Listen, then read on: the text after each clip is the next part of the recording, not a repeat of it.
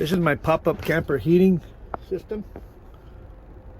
I also have it connected to a thermostat, so when I turn this up, oh, that's off. You saw the light dim a little bit. So I put a plug here so that I can disconnect it. It's connected up here with two rare earth, I don't know what they are, but they are super strong magnets. I mean, I really got to pull them to get them off of there. And then I ran the cord down to here. I split the black wire that goes over to the thermostat. And in the summertime, you just unplug the heater and plug the AC. And I got heat going right now.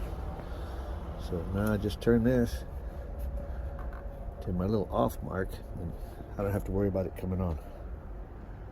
So now I got AC and heat.